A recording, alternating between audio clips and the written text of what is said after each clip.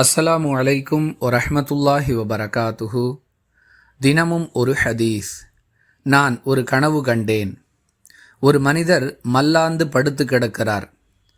அவருக்கு அருகில் கையில் ஒரு பெரிய கல் வைத்திருந்த நிலையில் இருந்த ஒரு மனிதர் படுத்து கிடந்த மனிதருடைய தலையை அந்த கல்லை கொண்டு நொறுக்குகிறார். அந்த கல் அவருடைய தலை மீது விழுந்ததும் அவருடைய தலை நொறுங்குகிறது. அந்த கல் தூரமாக சென்று விழுகிறது.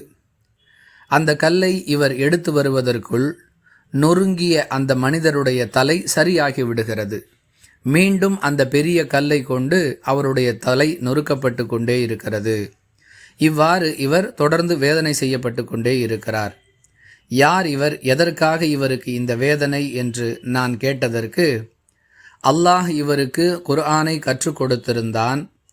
அதை இரவில் ஓதி தொழவும் இல்லை, பகலில் அந்த குர்ஆனுடைய வழிகாட்டுதலின்படி செயல்படவும் இல்லை. எனவே இவர் இவ்வாறு வேதனை செய்யப்படுகிறார்.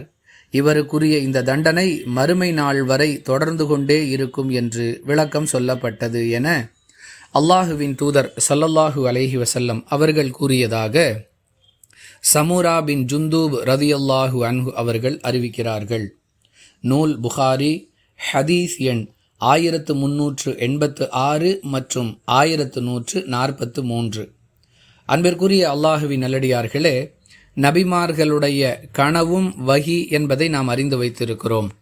அந்த வகையில் தான் கற்ற குர்ஆனுடைய கல்வியை கொண்டு ஒரு மனிதர் செயல்படவில்லை என்றாலும், அதை கொண்டு நன்மையை தேடிக்கொள்ளவில்லை என்றாலும், அவர் மறுமை நாளில் இப்படித்தான் வேதனை செய்யப்படுவார் என்பதை அல்லாஹ் நமக்கு விளக்குகிறான்.